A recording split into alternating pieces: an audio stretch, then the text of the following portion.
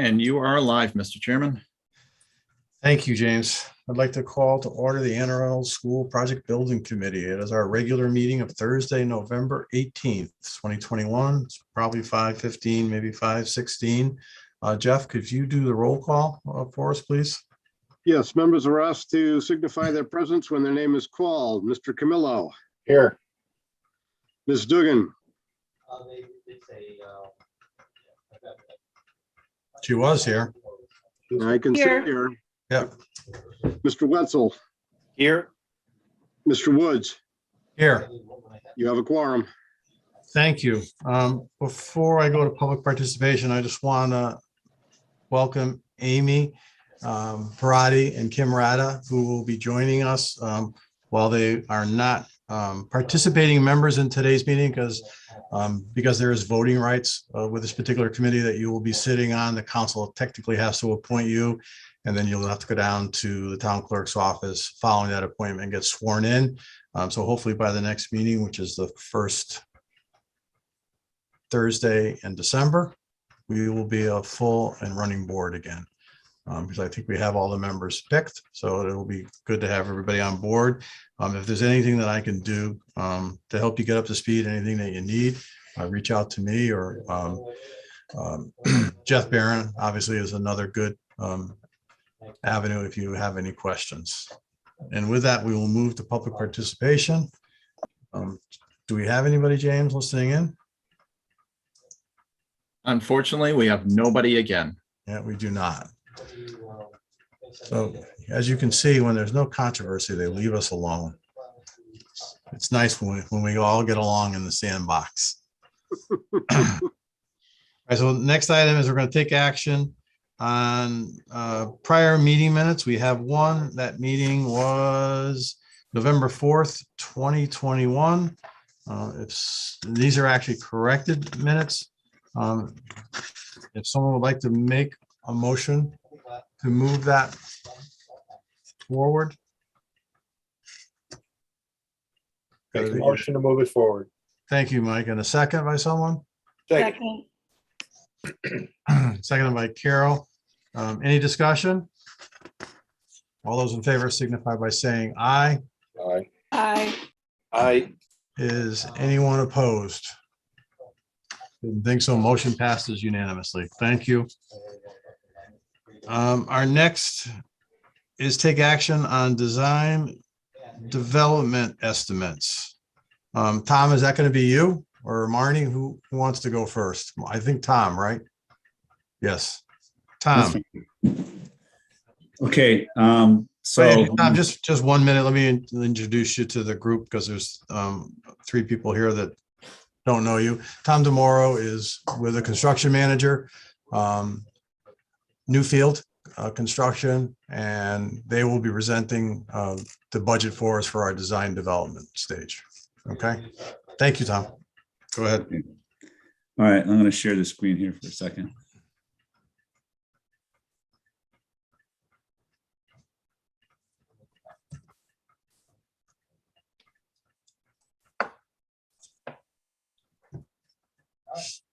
All right, can everybody see that? Yes, Okay. I can. So this is the reconciled estimate for the design development documents. Similar to what you've seen in the past, this is called the uniformat formatting version. I don't know, let me see if I can blow this up a bit. So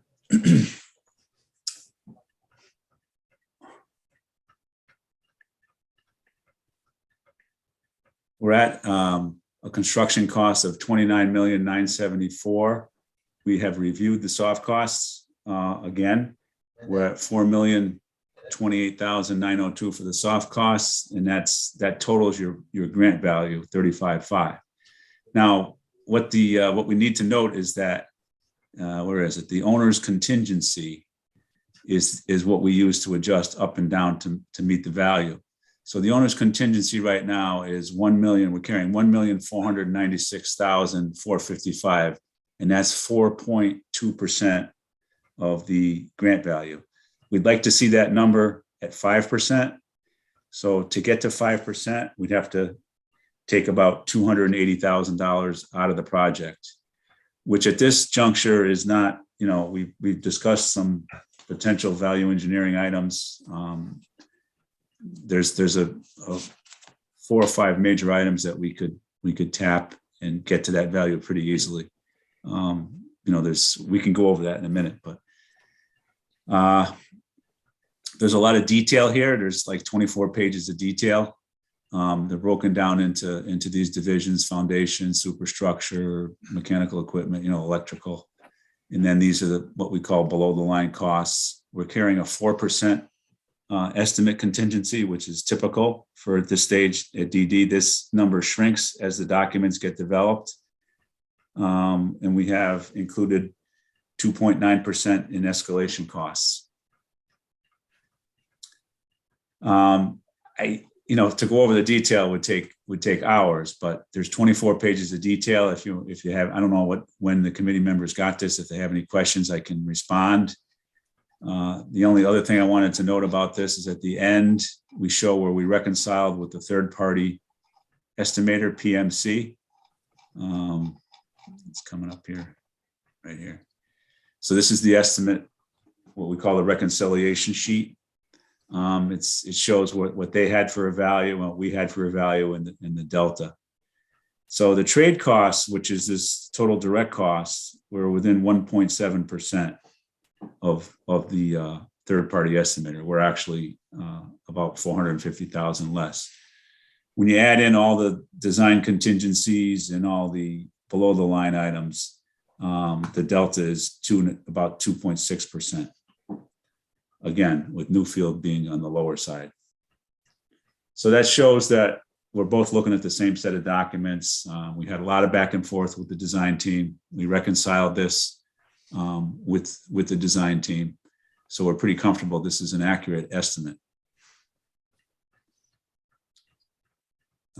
Any questions? Tom, is there anything that stands out to you, going through this as you were developing this document that you thought was either much higher or much lower? No, a couple of things to note. The courtyard, there's a synthetic turf shown in the courtyard. That's a really pretty costly item. I think we calculated you could save over $300,000 if that were natural turf. We could reduce, I think they showed a shock pad in there. I think that was worth about $100,000. So there's some low hanging fruit that we can, take advantage of for value engineering. We have $193,000 for the playscape. Again, that could become an alternate. At the next stage, we'll develop alternates just to make sure that, in case the bids come in too high, to make sure we have a place to go. And the playscape, Tom, in the courtyard, or the playscape that's on the exterior in the courtyard? In the courtyard, okay. Yeah. There's little things we can look at, changing some materials to a less costly materials, maybe the floor tile. Maybe we reuse some furniture. That was one thing we discussed. That furniture and technology budget has not been fully developed. Right now we're carrying estimates. So Jennifer is working on that with the school district. What else was there? It's important to note, though, we do have, since the last time we met or we discussed the estimate, we do have a complete replacement of the pavement, which was called for on these documents. It wasn't that way last time. We have replacement of the underslab plumbing in the corridors, the main lines. Those lines have been scoped. The preliminary results from that are good. They were able to get one of the wings scoped. The other wing, there's no clean out, so they weren't able to scope that. I don't think. They were still trying. The engineer has not seen the report, but that looks good. So that's like probably a couple $100,000 that we can eliminate from the budget if we don't have to replace those lines. Yeah, as far as the clean outs go too, they got to be there. We just got to maybe spend a little bit more time trying to locate them. I mean, I can't believe they built that entire wing without a clean out. So it's just trying to find the right person that might have an idea of where they are. Or maybe some old documents. Lou, are the old documents for this building still up in the third floor or whatever floor you're on now in town hall. Maybe it's second floor. I guess it's still third Yes, floor. they are. Yeah, we have a number of old blueprints that we can refer to Okay. on the, yeah, the only, right off the top of my head, I think there might have been some adjustment to that when they switched it from septic to the MDC sewer back in 99 with the I other. say, we project. did that in 99, right? We came off Right. the septic. Yeah, that's what I Yeah. thought. Yeah, I'll take a quick look at my blueprint archive right now and see what I got that maybe I can shed some light on that. Okay. All right. Thank Mr. you. Chairman, Mr. Wetzel has his hand raised. Yes. Go ahead, Jeremy. Oh, just a question. When I was working in the town AV system over in Vernon, a lot of savings were to be found in using skilled town workers actually on the payroll already to do some of this work. I don't know if that's like a common practice, but they were brought in for painting and for a lot of the interior bits, the finishing sort of things. I see that's interior finishes are looking at about 1.7 or 1.8 here. And then, we had some plumbers and things like that, and electricians that we have on staff in town. Is there any chance that Newington has anything like that we could tap into to save a little money? That's a good question, but before we answer that, does it remain reimbursable, Marty, if in fact we use our own forces? Well, No, there, it doesn't. That's what I thought. Yeah. yeah. Sorry.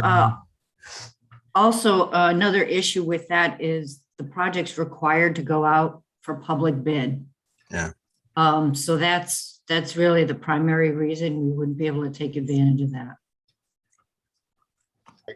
But I do think we have some areas, and Tom obviously highlighted them. I don't think this building committee envisions spending the money that we're looking at right now in the courtyard. The good news is that the courtyard is probably at or far above what we expected, and we are still within budget. So I think we have many areas to go to for some possible VE engineering. I don't think, and I want to see the plan. I haven't seen the fully developed plan for the courtyard, for the design development, to see how much of that is going to be artificial turf, and does it? I mean, that's a fair amount of money. That's basically a soccer field, and I understand that it's an unusual circumstance, not the easiest area to get in and out of, so it's a little bit harder to do it. So the labor is a little bit more intensive.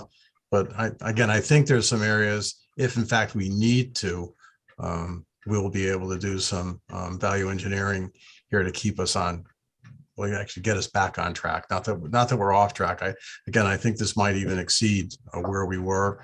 From what I heard on the sewer lines, they did look like they were in really good shape. There appeared that was just maybe some sludge buildup, more than likely just from being inactive. We haven't gotten the actual pictures back, and as long as there's no low spots in those lines, so if the camera's traveling along and all of a sudden the camera's underwater, that signifies there's an issue. But if it's just a little bit of sludge on the bottom, we can water jet it, and we'll easily get not 20, but 30 or 40 years of life left out with, a significant savings. Not quite sure why in God's name they ran those lines underneath the hallways, but for whatever reason, that's where they are, and You gotta shut those guys up. we'll have to work around. That. Jeremy, did you have anything else?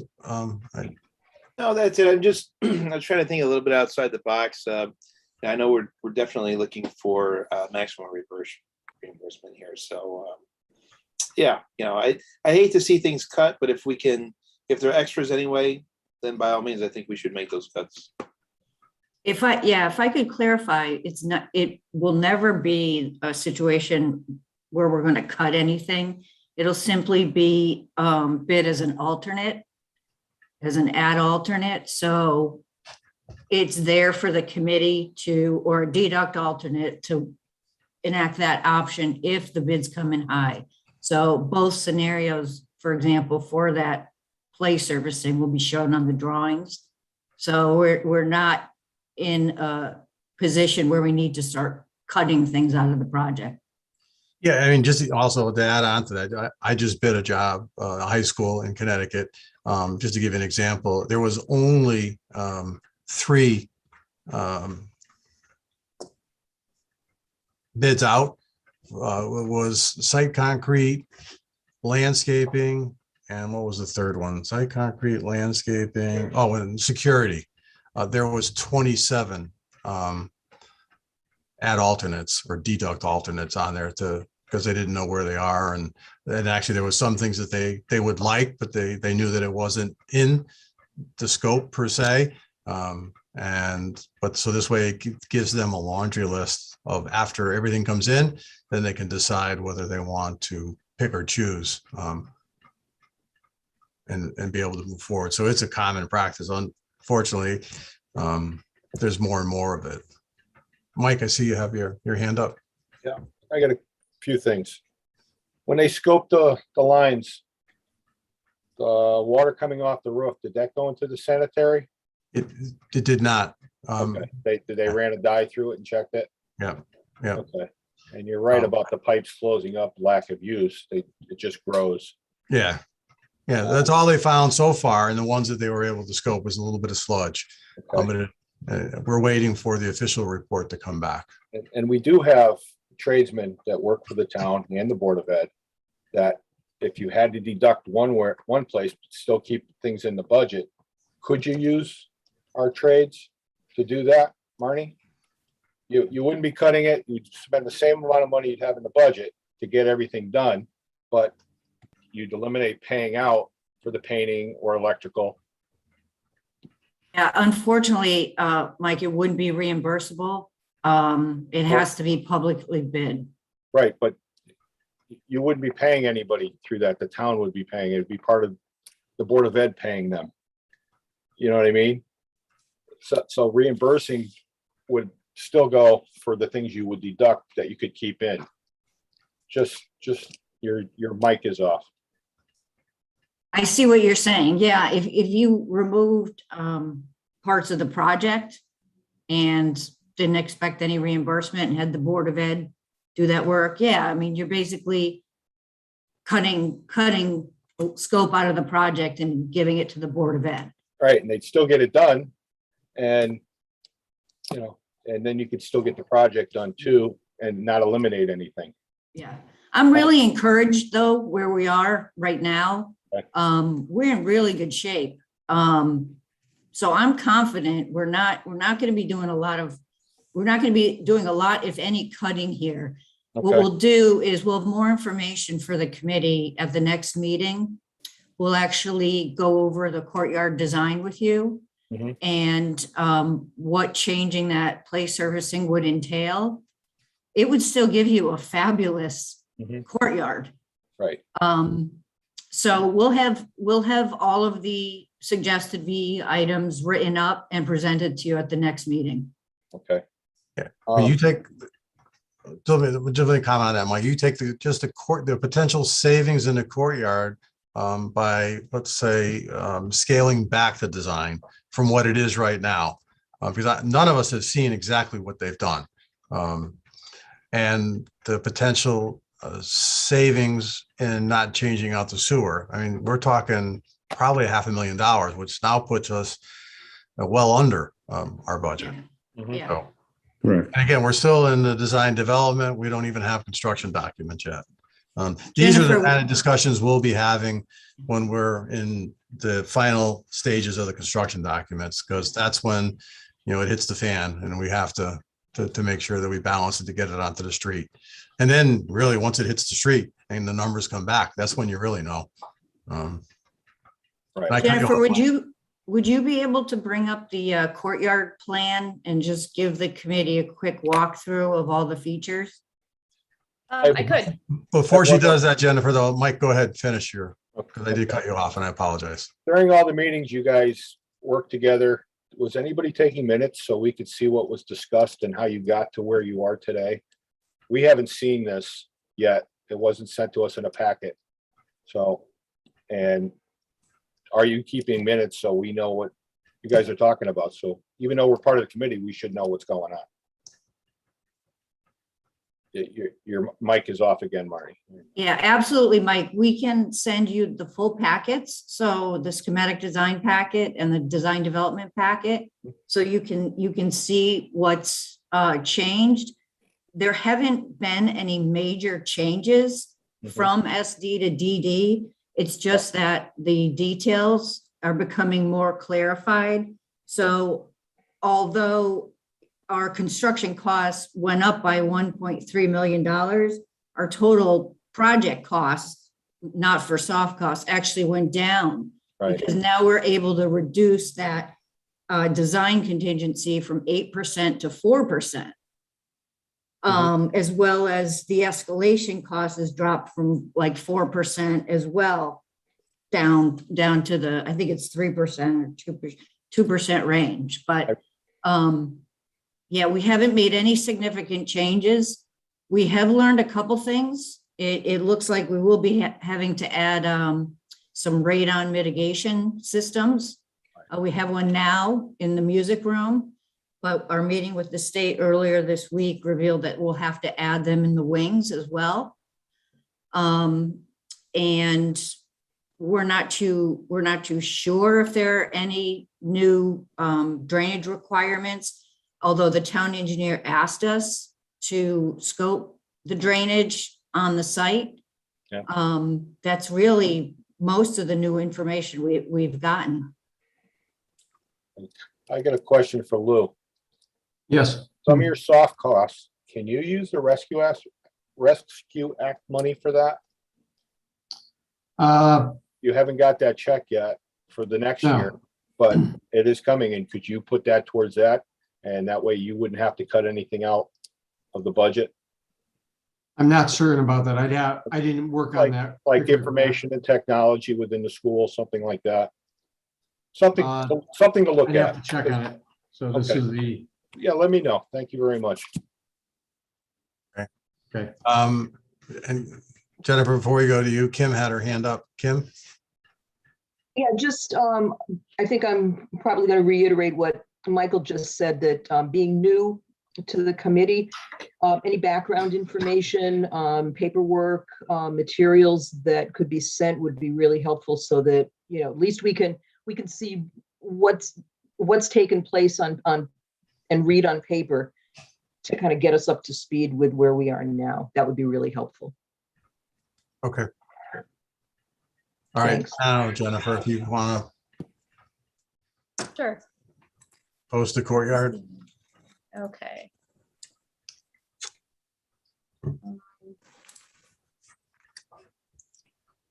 Sec.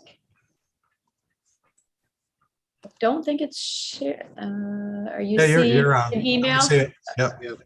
Okay, we don't want to see that. We want to see this. Okay. Now, do you see a courtyard? Yep, we see the courtyard. Okay, great. Yes, Great. I have a colored version, but They're both up. yeah, I want to refer to the black and white as well Okay. at some point. So when we presented it this time, last time to you, which it's been some time, we really have just developed grading a bit more, but conceptually it's still, I believe it's still intact as we showed before, where we had a patio area outside of the lobby space. So the main entrance is where my hand is here, the cursor. So there was a patio that you'd see from the lobby space. It could be overflow for a meeting. It could be an eating area. It is near the cafeteria. It could be used by staff. So we have there's tables and chairs in that, planned for that space that would be fixed site furnishings. Sorry. At the center, we still are proposing the pre-K play area with a few different surfaces. So there's a hard play surface. There's a rubberized surface planned for at the playscape itself, at the fixed play structure. And then an area with artificial turf, that green area within this little track type of thing. They have tricycles and stuff that they use out for pre-K for motor skills and things. So there's this little roadway or track that circles their space. So that's also a hard pavement.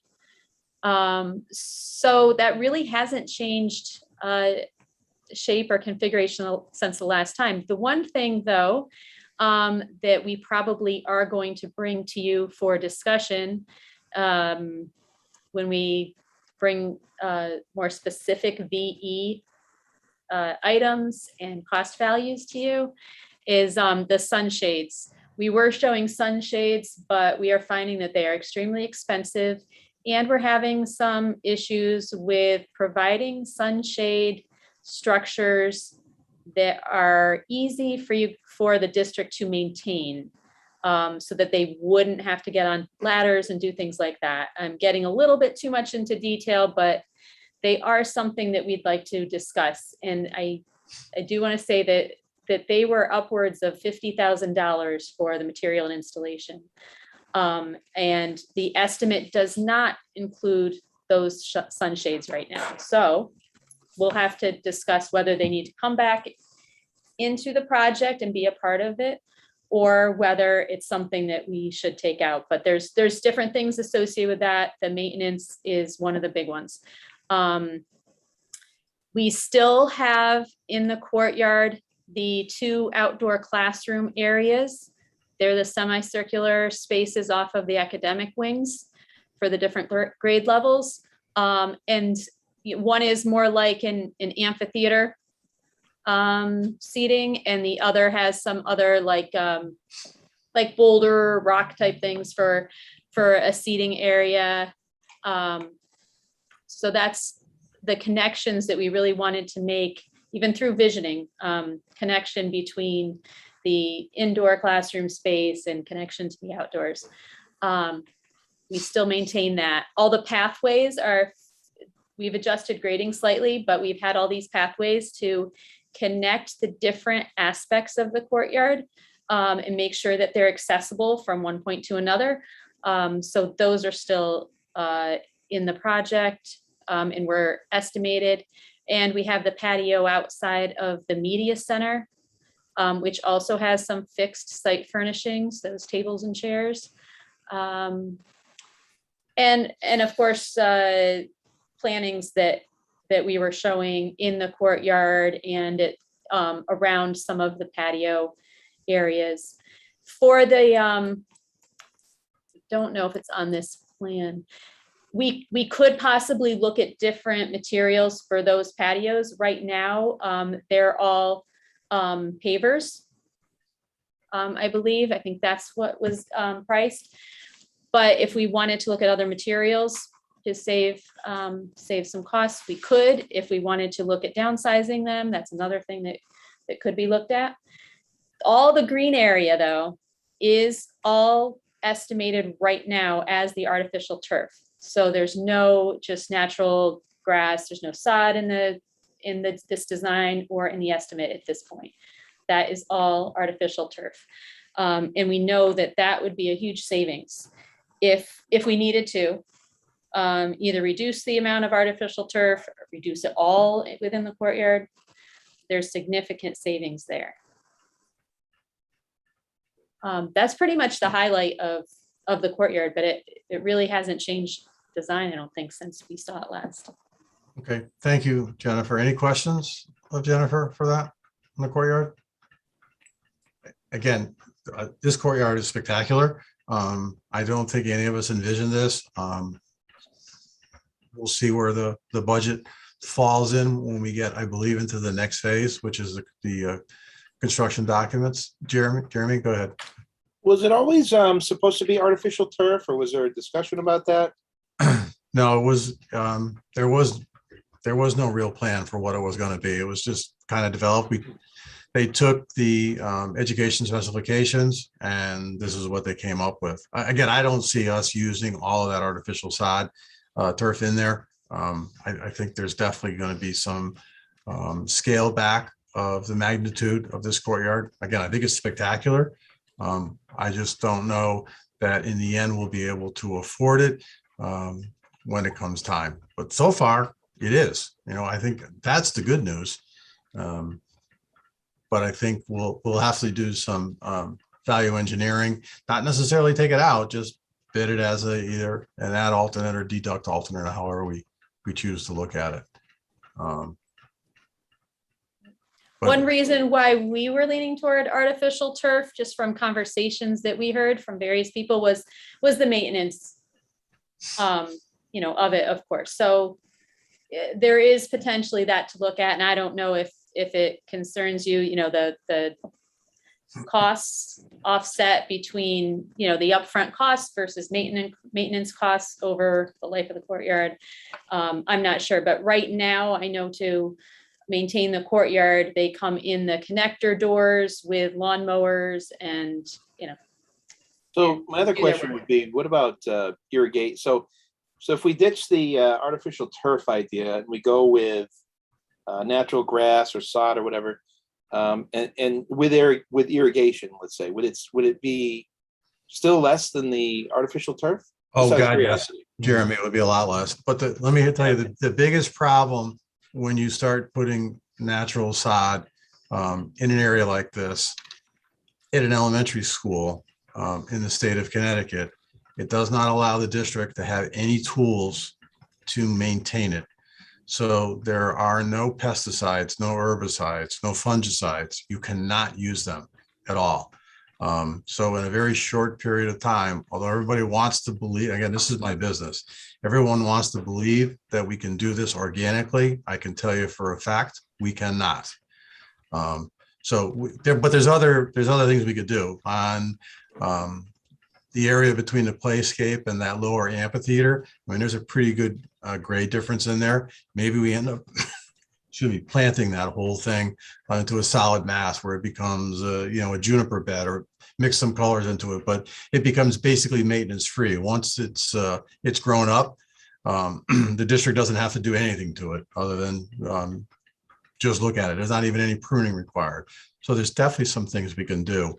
But I would tell you to irrigate that courtyard, probably $40,000, $45,000 to irrigate it. To sod it, about $1 a square foot, so it'd be far less than what the artificial surface is right now. But then there is a maintenance cost. Lou, you could probably speak to that, but I'm going to guess on average, each one of your courtyards probably cost you $15,000, $20,000 a year to maintain that. Or more. Yeah. High school is more than that, just because of the sheer volume of the space and the maturity of what's growing in there. It's substantial effort to maintain them. And again, you can maintain them with a very, less than great street appeal. To make them look really good all the time takes, real concerted effort, just like your own at your home. And, we're not staffed to do that at this time. We'd have to make special provisions to provide that level of service to the school. Yeah, and again, what the artificial turf gives us is basically that maintenance-free for 10, 15, and actually in a use like this, you probably get 20 years out of that carpet before it has to be replaced. But there would be a very large expense if in fact it did need to be replaced, that then the district would have to bear. So I think it's something we need to look at down the road. I don't see us doing all of that and artificial turf, but I think we just need to let it stay for now. We could take a look at it when we get to this next phase of construction documents. That's when we'll really know what has to stay and what we have to look at, or what we want to put in as alternatives to what we might have and what we might have. I would tell you this courtyard, from what I envisioned initially, is far exceeds what I thought we would be able to do and stay on budget. So I am impressed that the design team was able to do this and keep us on budget. And that's a credit to our team. And I thank them for that. But I don't think what you're seeing right now is what we're going to end up with. But it gives us options, right? It's a lot easier to, I don't want to use the word cut. It's a lot easier to scale back than it is to add. Amy, excuse me, Kim, I see your hand is up. I don't know if it's still up from last time or, and you're muted, Kim. Nope, sorry, I just didn't take it down. Okay. Any other questions for Jennifer on the courtyard? Okay, we're gonna go back to Tom and the design development budget. You want to put that back up, Tom? And if you put up the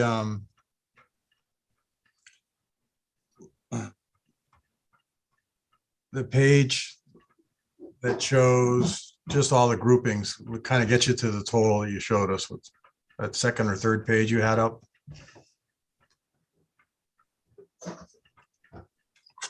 Okay, coming up.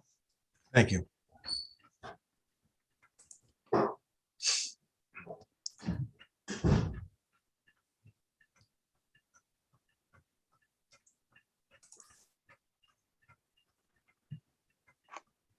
Yeah, that's it. So I think that the takeaway for this is that we're now through basically two sets of design, right? Design development and conceptual design, and we are on budget. And I think, again, my hat is off to the design team. We stressed on them through this process that we needed to stay on budget.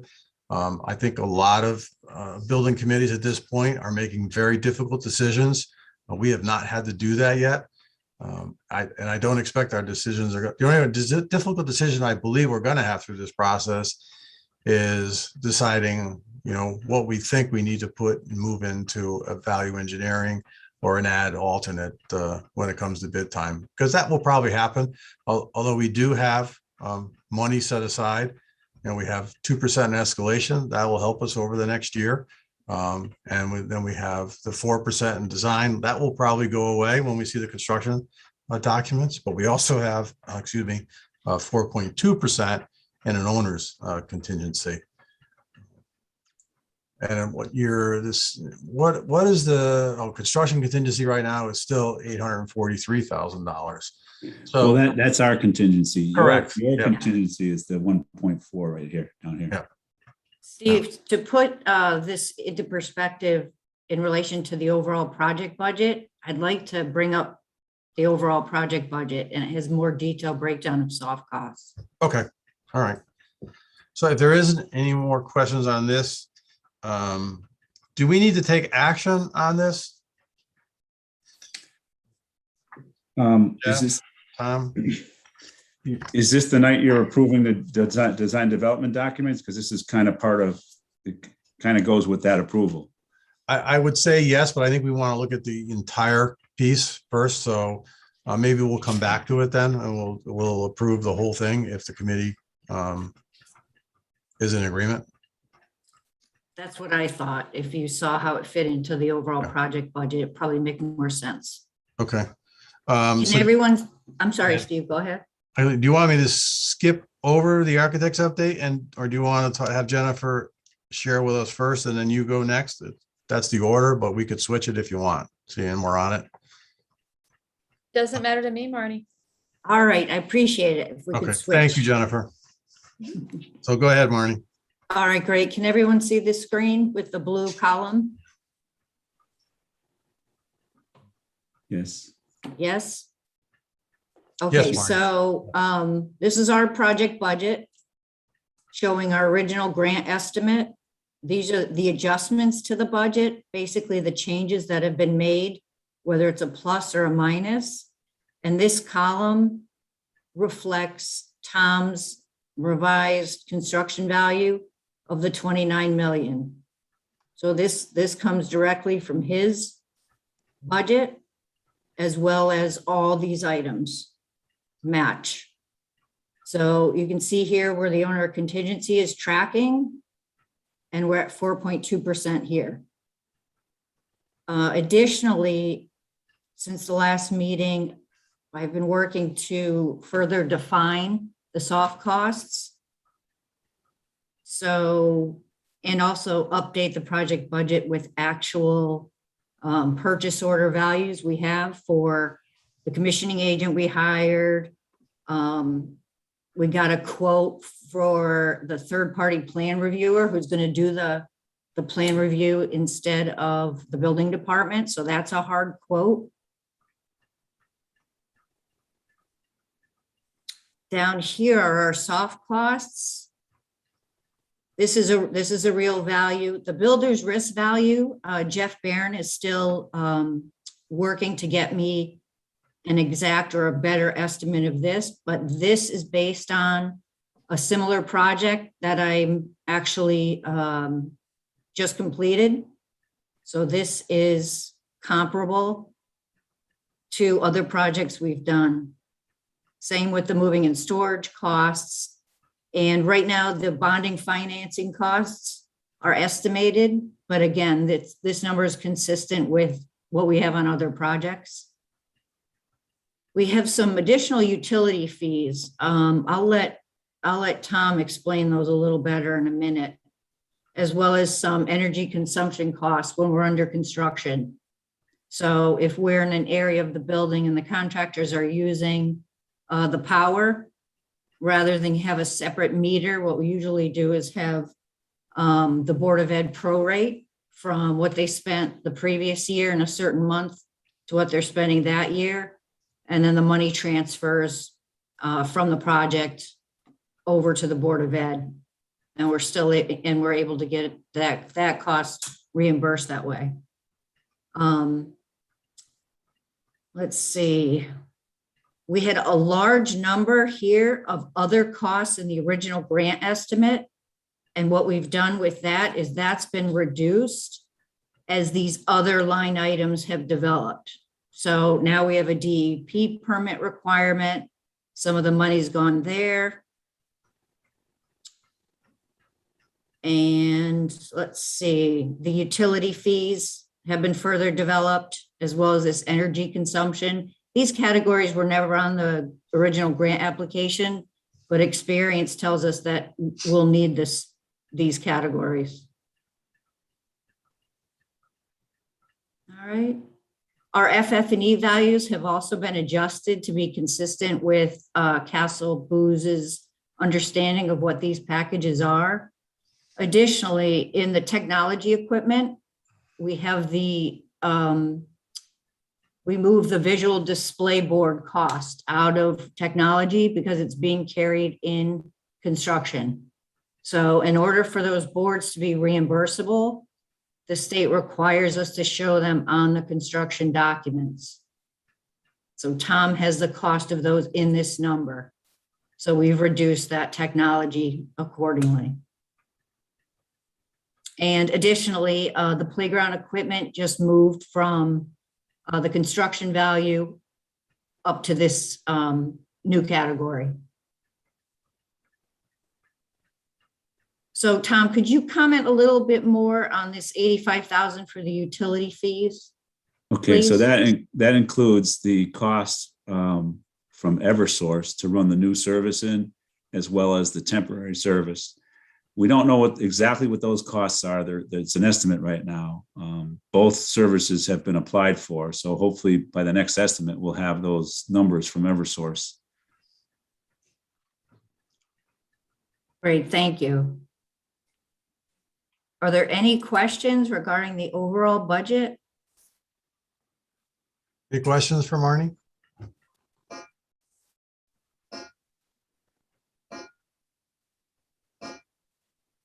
So as we move through the project, the Actually, pay- Amy has her. Amy, go ahead. Go ahead.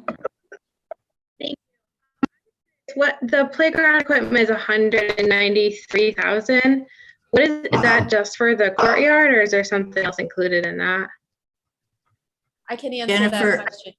Thank you. Sure. So the 193,000 includes the playscape in the courtyard, which would be a 2 to 5 year old playscape intended to be for the preschoolers to play on. So it's the playscape, the rubberized surfacing, materials, and the installation of both of those things. There's also a safety inspection that needs to be done.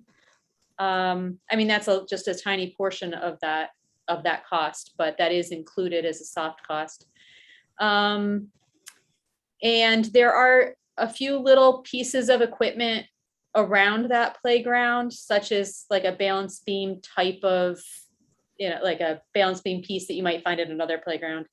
And I think they're like log steppers, some little structures around the main playscape piece. And it is based on state contract pricing as well.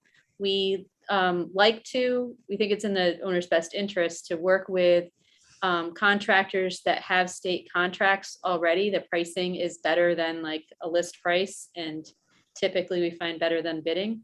So there is a state contractor that that we're working with on the layout, and trying to get costs down as much as we can. It could be possible to reduce that further, but I do want to say it is only for the courtyard work. It is not associated with the other play structures outside the perimeter of the building. Those are existing to remain, and there's no real work being done to those other structures in the project, except for like an accessible path to get to one of the play structures that doesn't have that path. We're creating the path, but the equipment is to remain. Thank you. Sure. While we're on that, Tom, when you spoke, I thought you said that was 193 for the playscape, and then there was additional money for the rubberized surface. And I think Jennifer just said the 193 and the rubberized surface is included in that 193. Did I hear that correctly, or? I said that the rubber is included in the 193, but let's see what Tom says. Yeah. That's I correct. think- We put the base in with the other trades. And then when they come in, they put in their foundations, the equipment, and the play surface. Yeah, I thought you said that you were carrying, again, I thought it was $40,000 or $50,000 for a rubberized surface on top of the 193. Maybe I heard you wrong. No, I think maybe what you heard was the synthetic turf was about like 400,000. Oh, yeah, I heard that. Right. That one I heard loud and clear. And I did throw out a 50,000 number I said upwards of 50,000 for the sunshades. So we did get a breakdown, an estimate breakdown from a playscape contractor.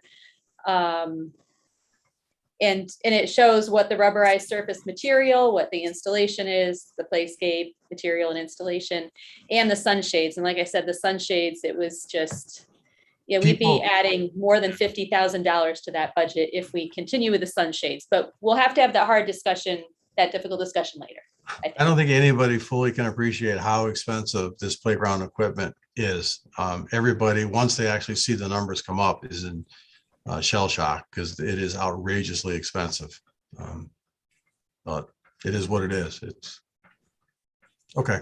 So Jennifer, just to clarify, in the playground equipment courtyard number, the playscape surfacing was the material in the circle. Is that correct? Where the playscape was? Yeah, it was like a blue area. Okay. Yeah, probably more than a third of that circle was rubberized surfacing. And that's in the 193. Great. And then the $400,000 figure is for the green material that is throughout the rest of the courtyard, correct? Yes. And Tom, I think there is one other thing in the 193,000 that I didn't mention. It is also in the courtyard, but I think the tables and chairs at the patios, and I don't know if you recall that for sure, but I believe that That's correct. that was moved into the 193,000. So when I showed the courtyard, there was the patio outside of the lobby, had a few pieces of furnishings, I guess, tables and chairs, and outside of the media center. And we put that also in that 193. So there is a little bit of contingency and escalation in that 193,000 too, but I wouldn't want to touch. We have a way that we came up with that number based on the current cost that we received. Again, a little escalation and contingency, especially these days. It's so hard to tell. I wouldn't want to cut the number back unless we agree to cut out some scope. Okay. Kim? Yeah, just a question regarding the external playscape, I guess, anything beyond the courtyard. What I just heard was that whatever is existing will remain. I'm just questioning, my question is what the age of that playscape is. Yeah, that's a great question. There, and Yeah. are we at some point going to be looking at having to replace that as well, or do some kind of renovation based on wear and tear and use and the age of the existing structures? Good question. And again, it was anticipated and looked at pretty closely from the committee early on that these both playscapes are not that old and in pretty good condition. And they've been excluded from the project. The state has bought into that. They have no issues with it. Lou, you'd have to help me. I don't know the life. I think one of them is maybe 6 to 7 years old and one might be a little bit older. Is that correct?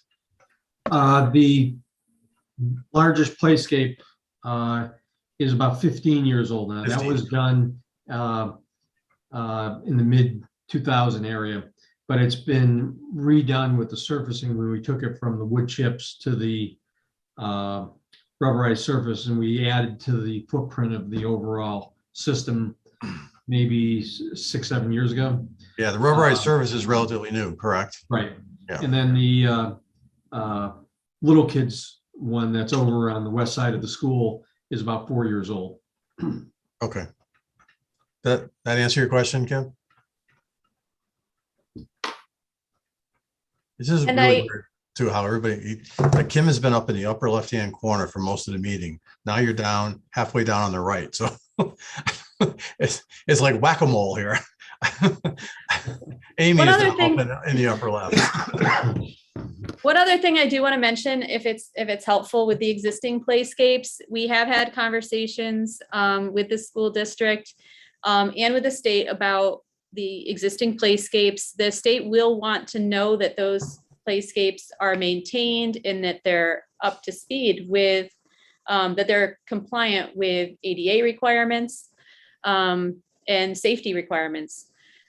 So the district does have them inspected and they do get reports on the playscapes, and they do go ahead and, order parts for repairs and have those kept up. So it wasn't like the playscape was installed 15 years ago and nobody looks at it after that. So if that helps, that is going on, and they have shared documentation with us so that we can share that with the state if needed to say, yes, these are on site and they are being maintained and they are compliant with current standards. Thank you. Good point, Jennifer. Thank you for bringing that up. Marnie, before we wrap this up, I think it's important to share with everybody that what we're doing really is managing to that $35,500,000 number. That's the number that stays. So it's not like we're looking to spend money, but that's the number that we have all the way through till it goes out to bid. And then that's when we realize if there's savings or not, right? When we actually have hard numbers. We can estimate this all day long, but when the numbers hit the street and come back in, that's when it all becomes real. So we're always going to manage that number. We could think that we're going to probably be below that. But if the construction costs come down, you're going to see what happens is our owner contingency is going to grow. That's really all that's going to happen. So we're going to always be balanced, or someone's going to come to us with bad news and say, no, you're no longer balanced. And now there's a time that you have to actually do value engineering. Absolutely. Yeah, absolutely. Okay. I just wanted to make that kind of clear. And Marty, if you want to elaborate on that a little bit further, but we're managing to that 35.5, right? That stays fixed right up until we're ready to go out to bid. Absolutely. And at this point, we're not adding any additional components or making any significant design changes off of what we have now. We just continue to tweak the budget, and then Newfield will do another estimate. I believe, Tom, it's at 90% construction drawings. Yes, that's correct. So that will be at the time where, we are pretty much confident of our final numbers. And we will have the alternate shown on the drawings, nothing removed from the project, just the alternate shown. So we can identify individual, costs in case we do have to eliminate something, but I'm very confident of the budget. I think it looks looking great, and I'm confident of the estimate too. Yeah, and again, I think you've done a great job. There's a lot of work that goes into this, and I do appreciate everybody's effort.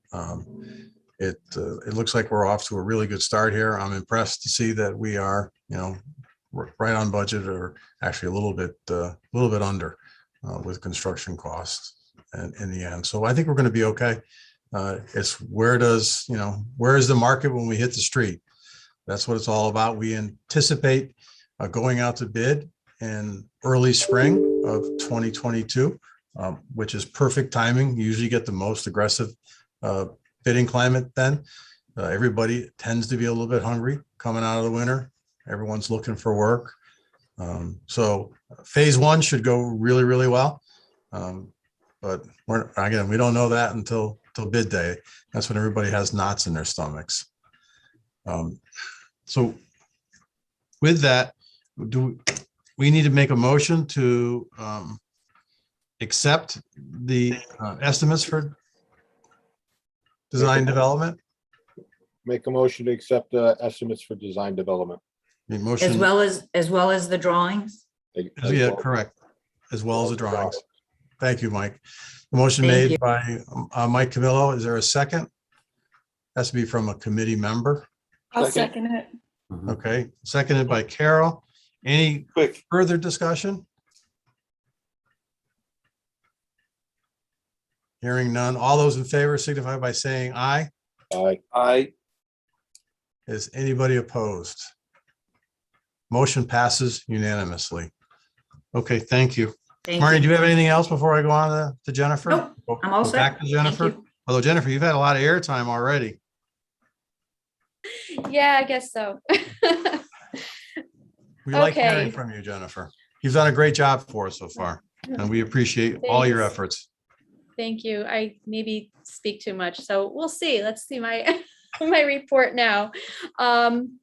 We did just meet with the school construction grant, the Office of School Construction Grants and Review. We met with them on Tuesday to review the project. And that was representatives from KBA,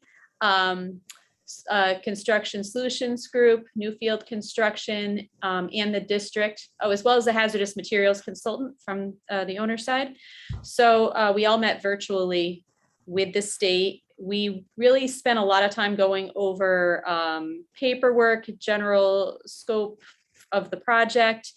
And things went pretty well, but we weren't able to get through the complete drawing review that the plan reviewer likes to do. So we met initially on Tuesday, then another brief meeting with KBA and the plan reviewer on Wednesday, and we are going to meet again.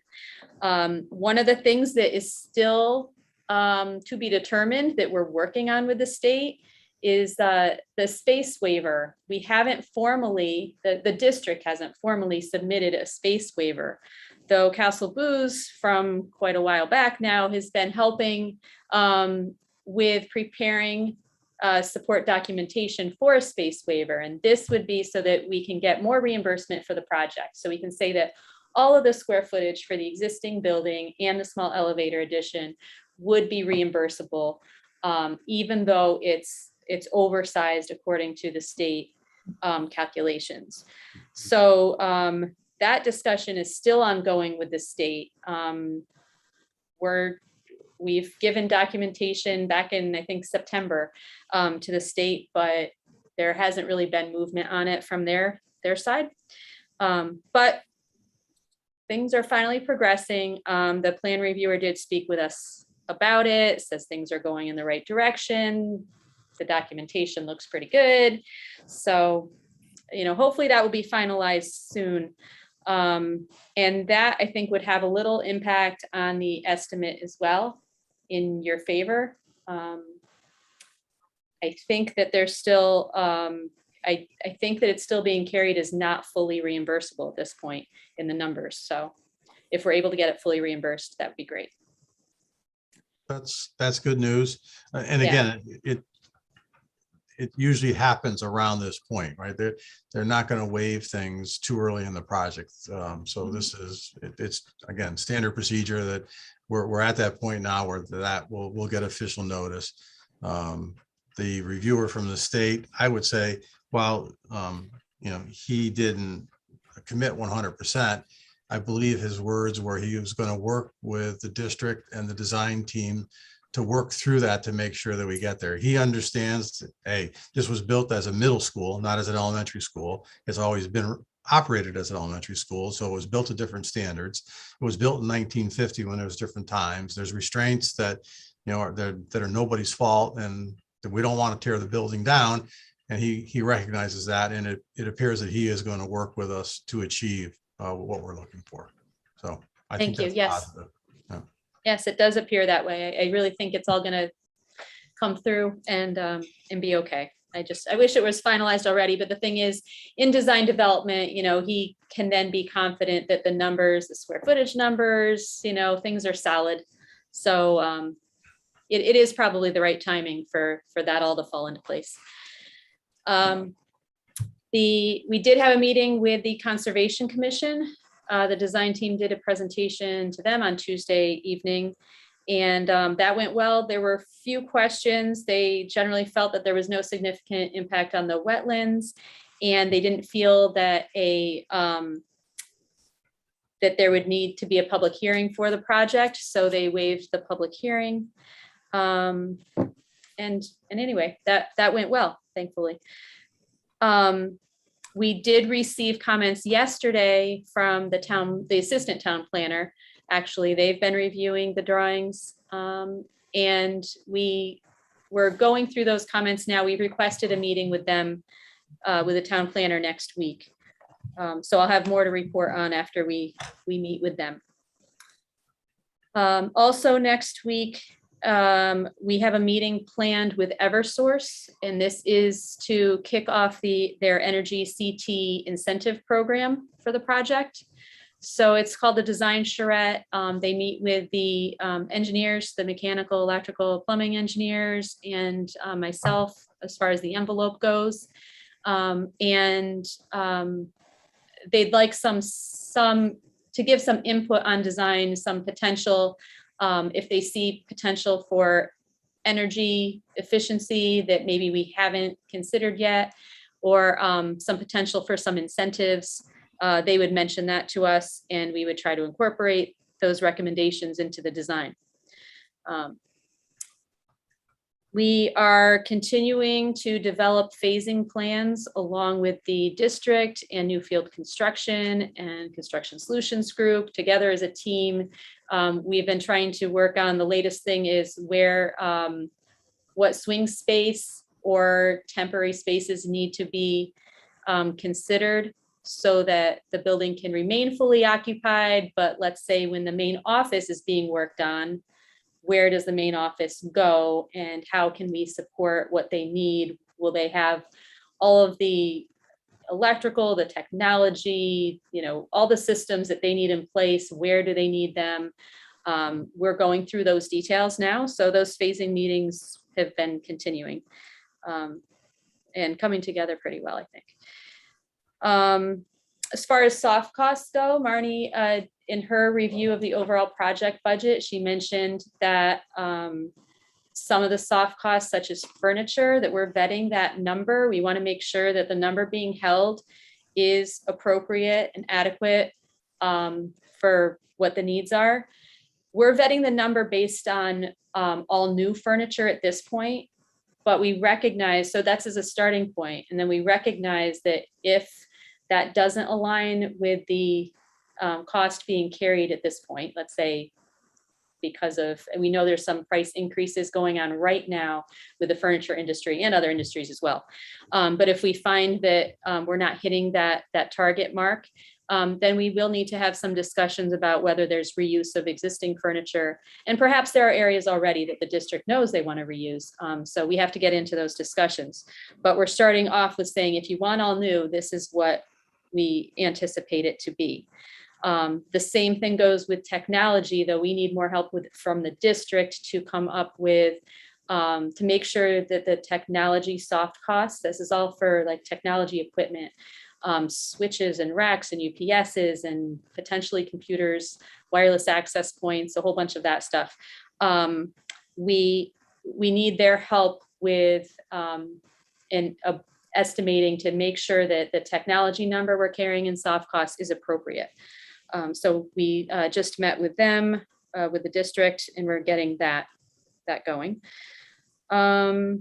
And other recent activities, the normal coordination with the design team, trying to get everything to fit into this tight building, and just coordinating our design, and still some field verification here and there. That's about it. Any questions?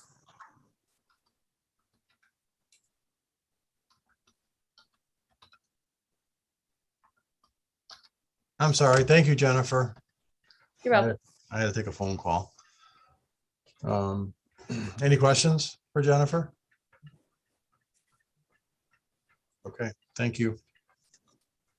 Thank you. Marty, you don't have anything else for us? I've got one question. Oh, I'm sorry. Go ahead, Mike. Jennifer, when you met with the state, is it all the same players there, or has there been changes there? So I don't know if you're alluding to some changes that have happened at the Office of School Construction Grants, but I don't know that they've affected this project. We typically will meet with a plan reviewer, and in this project, it's always been Bob Selmer. So we met with him during schematic design, and now for this design development review, it's been the same person looking at the job and having the discussions with us.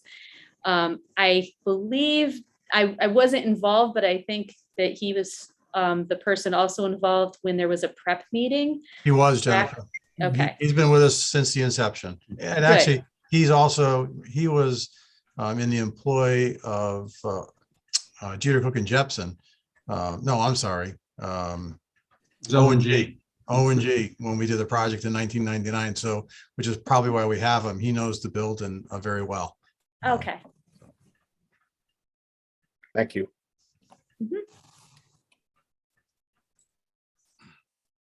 All right, we're going to move on. Construction managers update. Tom, do you have anything else for us? No, just to say that, we're working on the phasing with the team, and we're working on developing the schedule. And as far as the pre-construction schedule goes, we're right on schedule. Great. Any questions for Tom? Marnie, on that note with the sewer lines, do we know, did they get back in there yet? Or did they not? No, well, we're supposed to go in on the 16th. I have a call into the plumber now, and he just hasn't gotten back to me. I'll catch up with him tomorrow, though. Okay. All right, thank you. Any questions for Tom? All right, we're gonna move on. Any other business pertinent to the committee? Jeff, do you have anything for us? Other than our next meeting, which is December, my calendar, December 3rd. No, it's December 2nd, correct, Jeff? You are muted, Jeff, or asleep. No, 2nd and the 16th in December. Yep, that's correct. Thank you. I know that we could put some people to sleep sometimes. And again, hopefully the council will make the appointments. Once they do, you will more than likely get a letter in the mail, and within a day or so, get down to the town clerk's office, or if you know any lawyers, you can get sworn in. Although I think, James, you need to know though, right? Yeah, they'd still have to notify me. Yeah. Right So after council, we already have it as planned for appointments, so they can come in the next morning without the letter. Okay. All right, great. Thank you, Tom. James. Anything else? Jeff, do you have anything else? No, I do not. Okay, thank you. Public participation, James, anyone else? Same 15, right? So no Same public. 15, no public.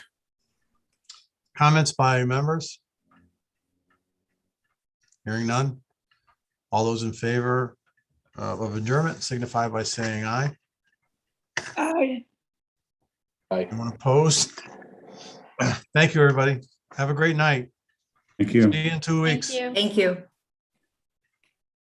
Happy Thanksgiving. Same to you.